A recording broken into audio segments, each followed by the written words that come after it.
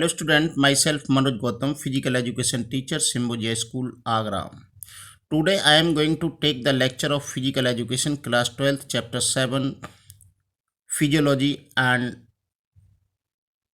injuries in sports. So students, first of all I would like to share my views about content of this chapter. Number 1, physiological factor determining component of physical education. Next, effect of exercise on cardiorespiratory system. Next, effect of exercise on muscular system. Next, sports injuries classification, cause, prevention and treatment. Next, first aid, aims and objectives. So students, now we start the next topic of this chapter. Sports injuries classification, cause, prevention and treatment. So students, now I am going to tell about classification of sports injuries. So students, there are three types of sports injuries. First, soft tissues injuries, next bone injuries, or next joint injuries. So students, first of all tell me about soft tissues injuries. Soft tissues injuries जो होती है वो मेरी skin के ऊपर होती है और स्किन में जो चोट लग जाती है ड्यूरिंग द प्ले उसको हम लोग सॉफ्ट टिश्यूज इंजरीज कहते हैं। तो सबसे पहले मैं बात करता हूँ एब्रेशन। एब्रेशन जो होता है वो मेरी स्किन में होता है और एब्रेशन वहाँ होता है जहाँ मेरी बोन के नज़दीक स्किन होती है, जैसे मेरे नीज पर, शोल्डर पर, elbow पर, etc. Abrasion in the skin injuries. An abrasion usually occur due to the friction with certain equipment and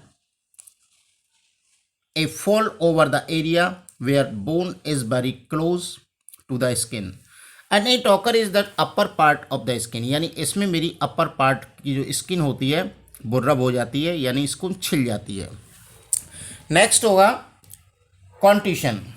contusion जो होती है वो भी एक प्रकार की मसल इंजरी होती है और इसमें मेरी मसल्स के ऊपर नील पड़ जाता है, यानी contusion is the muscle injuries. A direct hit और without any sports equipment can be main cause of contusion and contusion can also be due to the minor accident of the skin such as falling, गिरने के कारण, bumping के कारण, into something और being hit और kicked. And contusion is the common in boxing, wrestling and kabaddi. Contusion, blood vessels in the muscles are broken and sometimes bleeding may occur in the muscles and which may cause bruises. The raised areas of the contusion is the result of accumulation of blood and fluid from the injuries blood vessels into the tissues, and soft tissues and swelling are common features in the site of contusion. And sometimes in such muscles fall is the response in several cases muscles becoming completely infected. इसमें मेरी muscles 100% inactive हो जाती है। Next, laceration. Laceration जो होता है वो क्या होता है कि laceration is the irregular cut of skin from the sharp object और sharp edge sports equipment. These bound are more dangerous than increased bound, and such bound are such smooth and bleeding in the less from the such bound, and these bound may be very paginish and usually rough mark in remark of after the treatment. इसके बाद हम कहते हैं incision. Incision में यानी हमारी जो नस को कट जाने को हम लोग इंसेशन कहते हैं और ये किसी शार्प एज द्वारा होती है। तो इंसेशन में भी occur due to the sharp edge object और स्पोर्ट्स इक्विपमेंट और स्पाइक्स एंड आर्टरीज और वेन्स में cut and blood usually come out freely from the incision, यानी इसमें व्यक्ति का, एथलीट का ब्लड जो होता है वो तेज गति से बहता है। Next, strain. स्ट्रेन जो होता है, स्प्रेन में क्या कहते हैं हम लोग, sprain is the ligament injuries, इसको हम हिंदी में मोच कहते हैं। And may accord to the over stitching and tearing the ligament. Sprain occur in the wrist में होता है और एंकल में होता है। and fracture is also possible along with the pain. In such injuries, swelling, inflammations, and sharp pain and tenderness are common symptoms, and there can be laxity in the ligament. All the above mentioned symptoms depend on the severity of sprain. Next we are coming from strain. Strain जो होता है इसमें हमारी muscles में खिंचाव आ जाता है. And strain is the muscle injuries and it can be mild as swelling is the serve and sometimes the complete muscles are ruptured. इसमें हमारी मसल्स रेप्ट हो जाती है. In case of complete ruptured it is not possible to move that part of limbs and there may be sharp pain around the ruptures and there may be many situations during the practice or class when strain may occur. Next we are coming the bone or joint injuries. तो joint और bone injury जो होती हैं जिसमें हमारी हड्डियां प्रभावित होती हैं. तो सबसे पहले मैं बात करता हूं बोन इंजरीज की. तो बोन इंजरीज में जो पार्ट होता है वो सबसे पहले हम कहते हैं डिसलोकेशन. डिसलोकेशन मीन्स हमारी जो बॉडी में बोन्स होती हैं वो डिसलोकेट हो जाती हैं. तो डिसलोकेशन क्या होता है कि dislocation of joint is may injuries. In fact it is dislocation of surface of bone और it can be said that in injuries which force और bone out of the socket. यानी ये स्पेशली हम देखते हैं बॉल एंड सॉकेट जॉइंट में कि इसमें बॉल जो होती है वो सॉकेट से बाहर आ जाती है और ये स्पेशली देखने को हमको हिप जॉइंट में और शोल्डर में मिलती है. It temporary deform is the immobilisations of joint and there are following type of dislocation. कौन कौन से होते हैं? सबसे पहले डिसलोकेशन ऑफ लोअर जॉ, यानी मेरे मुंह के नीचे वाला पार्ट जो होता है वो हमारा डिसलोकेट हो जाता है ड्यूरिंग टू ओपन एक्सेसिवली, ज़्यादा खोलने के कारण. It occur when the chin strike to any other object and it may also occur in the mouth is opened excessively.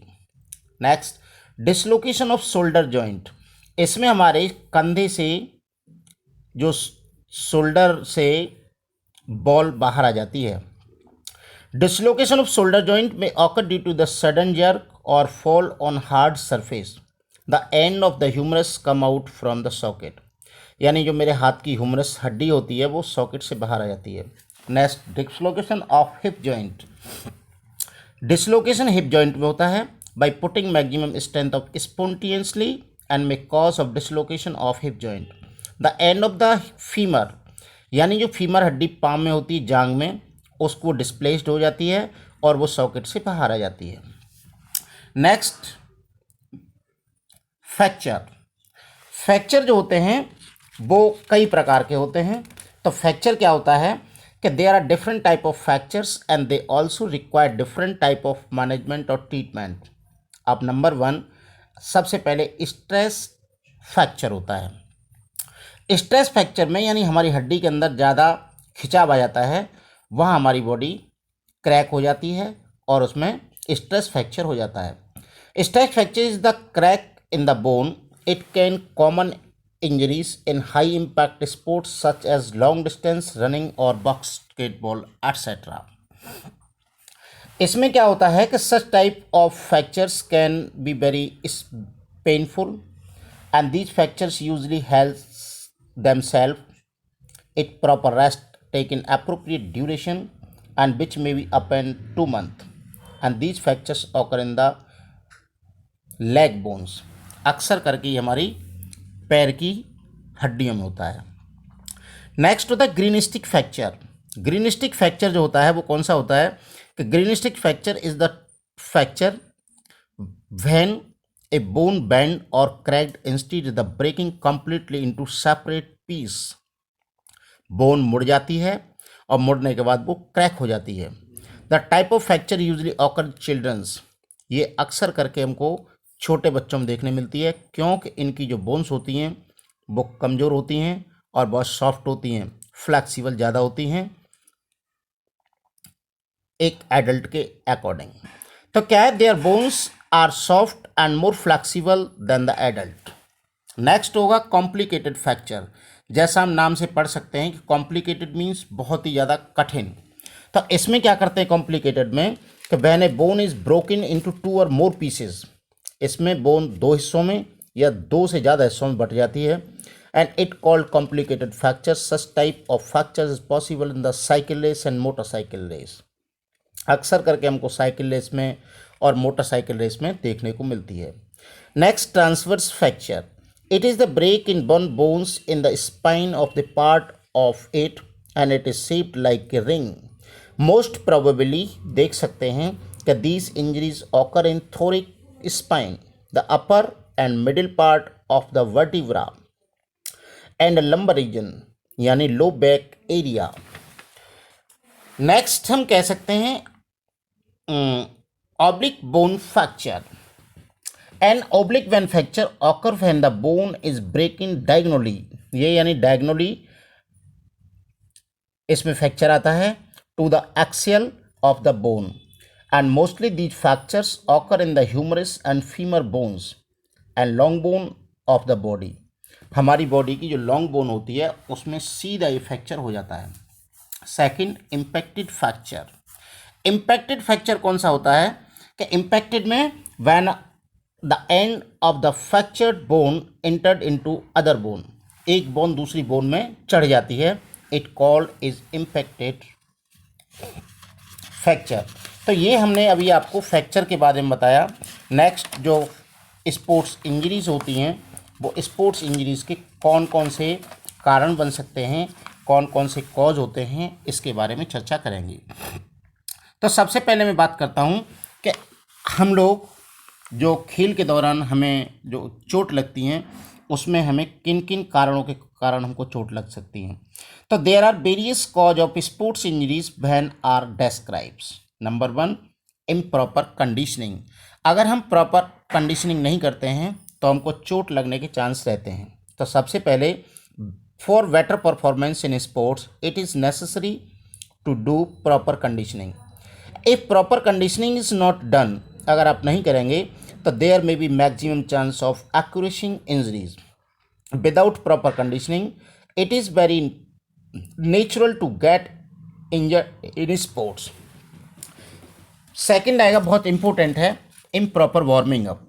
Improper warming up में क्या होता है कि due to improper warming up the athlete और sports person में gate injury during training और competition.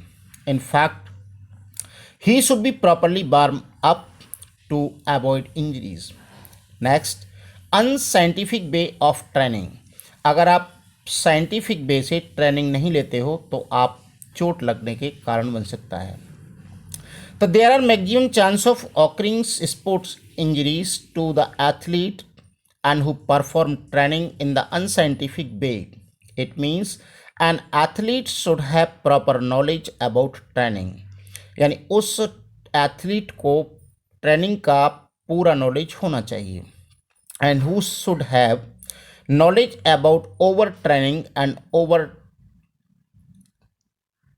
Under training and due to ignorance of scientific way sports person may be easily injured. यानी अगर उसने साइंटिफिक बी से कोई training नहीं किया तो आसानी से इंजर्ड हो सकता है। Next, lack of fitness. अगर उसकी फिटनेस सही नहीं है तो, और फिटनेस भी कौन सी, उसकी साइकोलॉजिकल और फिजियोलॉजिकल बोथ। तो fitness does not mean only physical fitness but physiological and psychological fitness also. If A player is not anatomically, physiologically and psychologically fit, अगर वो एनाटॉमिकली, फिजियोलॉजिकली और साइकोलॉजिकली फिट नहीं है तो he may get injured easily, and it also said that under unfit individual is more prone to injuries in the field of sports. Next होगा nutritional inadequacy, यानी हमारा खान पान बिगड़ने के कारण। तो lack of proper nutrients in the food may also be cause of injury of player. Bone fracture may occur in the players due to lack of calcium, phosphorus and vitamin D. If the amount of food is less than the requirement, अगर आपका food आपकी training के proper requirement के अनुसार नहीं है तो आप इंजर्ड हो सकते हो। There may be increase chance to getting injuries. Next, lack of sports facilities. अगर आपको खेल की प्रॉपर सुविधा न मिली हैं तो भी आप इंजर्ड हो सकते हैं। Injuries are usually unfaced by sports person who lack proper sports facilities. If the ground is not smooth, अगर आपका ग्राउंड साफ सुथरा स्मूथ नहीं है, and there are ditched in it, so there can be sprain, abrasion and even fractures to the player. Equipment is not proper, the injury may also occur. अगर आपके पास proper उपकरण नहीं है तो भी आप इंजर्ड हो सकते हैं। Next, injudicious officiating. अगर आपके पास अच्छे एम्पायर्स और रेफरी नहीं है उसके कारण आपको इंजरी हो सकती है। If a referee is not officiating properly, नहीं कर रहे हैं प्रॉपरली, तो if he is biased and there may be maximum chance to injuries to player during this match. Generally rules of the game are not obeyed, तो in such type of matches and consequently injuries begin the occurs. Next, no use to protective equipment. अगर आपने सही प्रकार के उपकरण का इस्तेमाल नहीं किया है, जैसे leg guard, shin guard, head guard etcetera, तो during the sports competition if player do not use protective equipment, the chance of getting injuries are common. Injuries are common, so games and sports have becoming so fast that it been dangerous to participate in games without protective equipment. There are many dedicated organs of human body and whose safety is necessary. The substantial quality of protective equipment may enhance the chance of getting injured. Next, practice during the stage of fatigue. अगर आपने थकान के दौरान practice की है तो आप injured हो सकते हो। तो it is but natural to get fatigue at the time of practice. If the player continues practice even after getting fatigue, अगर थकान के बाद भी वो प्रैक्टिस कर रहा है तो there chance of getting injuries में increased and his anticipation's power decrease after occurring the fatigue and such result and she may get injured. Pressure of competition. अगर किसी भी एथलीट के पास अपने कंपटीशन का प्रेशर है तो उसको भी इंजरीज के चांस बढ़ते हैं। तो कैसे बढ़ते हैं कि most of the player full prey to injured due to the excessive pressure of stress competitions. The stress increasing the enormous of the international sports competition. At this time, dignity is attached to her country and his extra maximum force usually beyond capacity. In such condition, इस परिस्थिति में the player may be injured. Second, careless during the games. अगर व्यक्ति game में careless रहा है तो उसके दौरान भी इंजरी होने के चांस रहते हैं। जैसे ड्यूरिंग ट्रेनिंग और competitions there may be some moment when players do not remaining aware to conscious about the games. In fact, they becoming careless about the games such moment and they may get injury during the careless. Second होगा recurrensive of injuries. Recurrensive injuries में कौन कौन सी होती हैं कि when a player get injury twice and thrice, अगर उसके पास 2 और 3 से बार उसकी इंजरी हो गई है तो it has been seen that recurrences of the injuries becoming usually phenomena and it usually happened to such player and who start playing before completely recovered. Improper sports equipment, अगर उसने इम्प्रॉपर स्पोर्ट्स इक्विपमेंट का इस्तेमाल किया है तो injury हो सकती है। तो improper sports equipment may also cause injuries to play and sports equipment and must be international standard.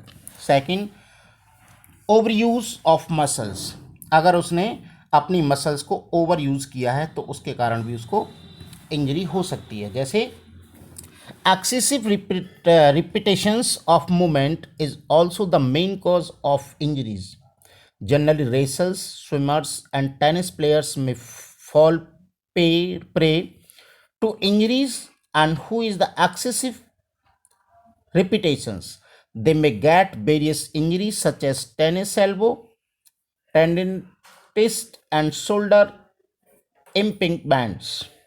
Second आएगा प्रिवेंशन ऑफ स्पोर्ट्स इंजरीज, यानी आपको कौन कौन से स्पोर्ट्स इंजरीज के टाइम प्रिवेंशन या सावधानी लेनी चाहिए. तो क्या होता है, the life is the sports person is valuable. A sports person get such is the injuries and he can not take part in sports again. तो क्या होगा कि हिज स्पोर्ट्स कैरियर में come to an end and many type of sports injuries may be treated by even then it is the fact that prevention is better than care. तो सबसे पहले कौन कौन सी होती है कि प्रॉपर वार्मिंग अप. तो प्रॉपर वार्मिंग अप में हम क्या करेंगे कि व्यक्ति एथलीट अगर प्रॉपर वार्मिंग करता है before the time of competition, तो क्या होगा कि बिफोर यानी पहले sports training participation in sports competition, proper warming up is essential indefinitely reduce the chance of getting injuries because muscles remain the tone up position after getting proper warming up. A proper warming up and routine should be minimum 10 minutes. Next, proper conditioning. The proper conditioning में क्या होगा, it is the well known fact that many injuries are caused by weak muscles and which are not ready to meet the demand, and your sports is the game.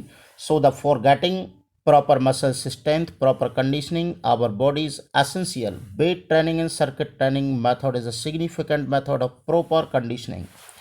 Second, balanced diet. तो balance diet में क्या होगा कि आदमी अगर संतुलित भोजन लेता है एथलीट, तो उसको सावधानी हो सकती है. तो क्या होता है इसमें कि balance diet to essential is the prevention of sports injuries because the lack of essential minerals and vitamin such as calcium, phosphorus, vitamin D and make bone weak and weak bones usually lead to the sports injuries. Hence, the balanced diet is taking prevention sports injuries to some extent. Second, proper knowledge of sports skill, यानी उसके पास proper sports skill होनी चाहिए. तो proper sports skills and beneficial for prevention sports injuries. Sports person and should be efficient in performing the related sports skill. For example, high jumper should be proper knowledge and efficient landing skill. Next होगा use of protective equipment. उसको हमेशा protective equipment का इस्तेमाल करना चाहिए. तो it is many easy to best way to prevent any sports injuries. These protective equipment and protect the sports persons for getting injuries. Next, proper sports facilities. उसको proper sports facilities मिलनी चाहिए, जैसे अच्छे उपकरण, अच्छा प्लेग्राउंड एट्सेट्रा. तो they are the direct relationship between sports facilities and sports injuries. Sports injuries can be prevented by good quality of sports equipment and proper sports ground are available for practice and competitions also.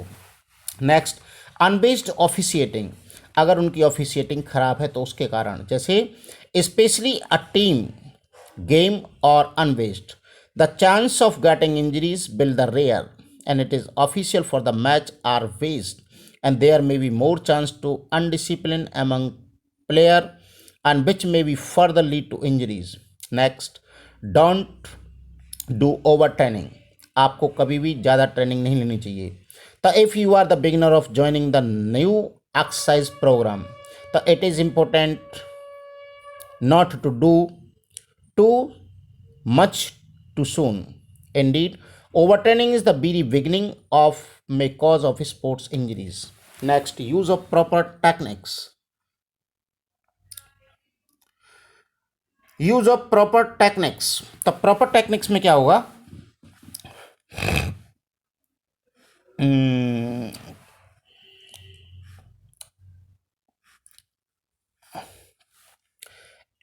using proper techniques of our sports or games may reduce for risk of occurring injuries such as the tendinitis of the stress fracture.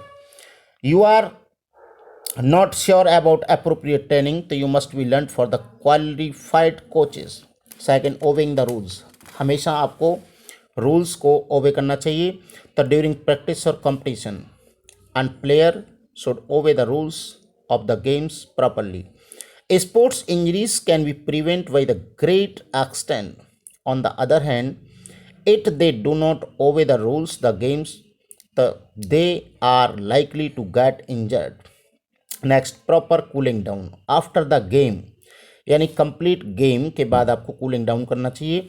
After regular practice of competitions, cooling down is the essential for activity in warming up before training और competition. तो cooling down should be done properly at least 5 to 10 minutes, and high aerobic activities such as slow running and jogging should be performed. After that, stitching exercise should be done 5 minutes. The proper cooling down help removing the waste product such as lactic acid, acid phosphate, etc. Next होगा treatment of sports injuries. तो हम लोग sports injuries का जो treatment करते हैं वो treatment कैसे करते हैं. तो सबसे पहले हम लोग बात करते हैं फर्स्ट एब्रेशन की.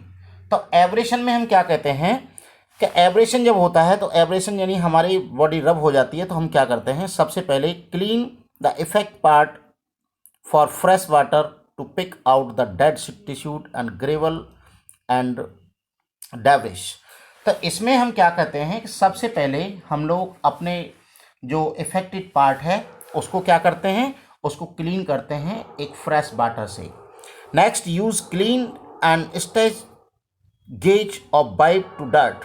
Second, applying medicine ointment using the big piece of gauze for dressing. Second, then visit doctor in proper dressing for tetanus injection. Doctor की सलाह पर हम टिटनेस का इंजेक्शन लगवाएंगे. And dressing should be change as per the instructions of doctor. और हम doctor की सलाह पर हमेशा ड्रेसिंग कराएंगे कंटिन्यू. Second, contusion. कॉन्ट्यूशन में क्या कहते हैं, cold compression should be used immediately, यानी हम लोग कोल्ड कॉम्प्रेशन इन बर्फ़ की सिकाई करेंगे तुरंत चोट लगने के बाद. Next, if there is the no more swelling at the area, तो confusion anti flaming medicine should be given. Next होगा कि if the swelling and still persist consist of doctor immediately. अगर हमारी स्वेलिंग बढ़ रही है तो हम डॉक्टर के पास तुरंत जाएंगे. And for the purpose of rehabilitation flexibility exercise should be perform carefully. Next होगा लिसरेशन. तो लिसरेशन में क्या होगा, control the bleeding before anything else. सबसे पहले हम कंट्रोल करेंगे ब्लीडिंग को. Next, wash the laceration with warm water and mild soap. गर्म पानी के साथ हम उसको वॉश करेंगे. Then excess the less solution and required stays in the required task of victims of the doctor. For simple laceration, use the antiseptic ointment. Second, cover laceration with the stacks gauge पट्टी बांधेंगे. And watch the interacting change of the dressing regularly and take painkillers in pain persist. और हम दर्द निवारक गोलियां लेंगे. Second, incision. Incision means इसमें हमारा जो ब्लड होता है तेज गति से बहता है. तो क्या होगा, if the bound is not deep तो let the blood becoming out of the game also come out blood. Clean the ground with iodine tinctures और स्प्रेट. आयोडीन से हम उसे साफ करेंगे. Second, bandage carefully. बैंडेज करेंगे. And if the ground too deep doctor should be consult. Doctor से मिलेंगे. Next, sprain. Sprain means मोच आ जाना. तो there are two procedure for treatment of sprain. सबसे पहले प्राइस प्रोटेक्शन करेंगे, रेस्ट करेंगे, आइस की मसाज करेंगे, कॉम्प्रेंशन करेंगे एंड एवल्यूशन करेंगे. The procedure should be followed in 24 to 48 hours. Next, miles. Miles में करेंगे मोबिलाइजेशन, उसको मोबाइल करेंगे.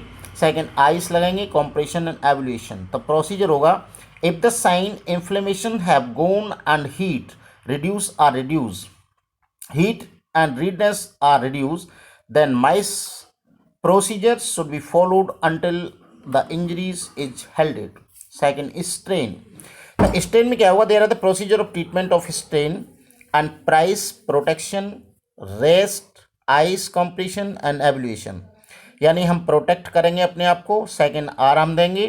आइस की मसाज करेंगे, कॉम्प्रेशन दबाएंगे और उसका एवल्यूशन करेंगे. This should be followed in the first and 24 hours to 48 hours after injuries and depending on the severity. Next we are coming from management of bones. तो management करेंगे हम bones का. तो इसमें क्या करेंगे, सबसे पहले हम लोग करेंगे डिसलोकेशन. तो डिसलोकेशन करेंगे तो डिसलोकेशन ऑफ जॉइंट. जब जॉइंट का डिसलोकेशन हो जाएगा तो हम इसमें क्या करेंगे कि सबसे पहले call medical help immediately.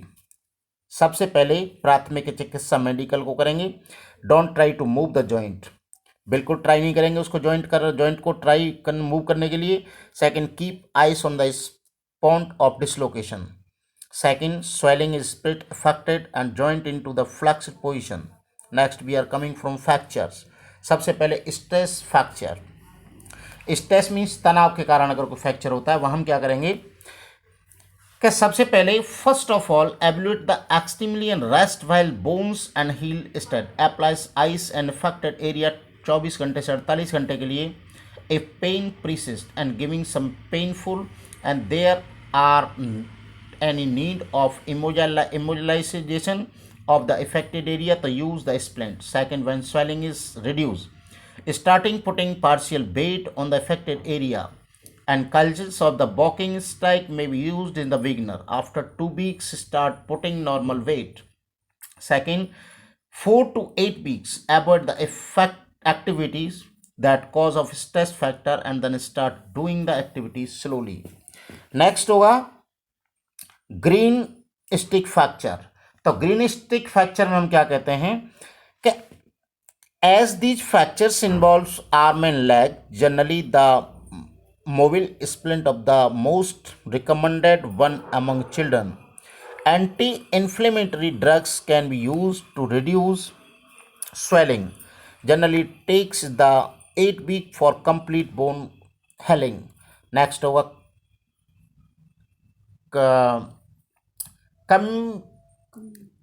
communicated fracture. The immobilizations among the below is the fractures area should be maintained with the help of plaster and splint. And painkiller should be given the reduced pain. यानी हम इसमें plaster चढ़वाएंगे, pain killer देंगे दर्द को दूर करने के लिए.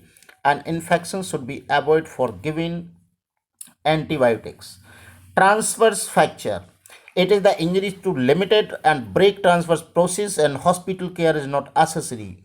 And meditations of pains control should be given. Neck and back break and may also be helpful in the reducing pain.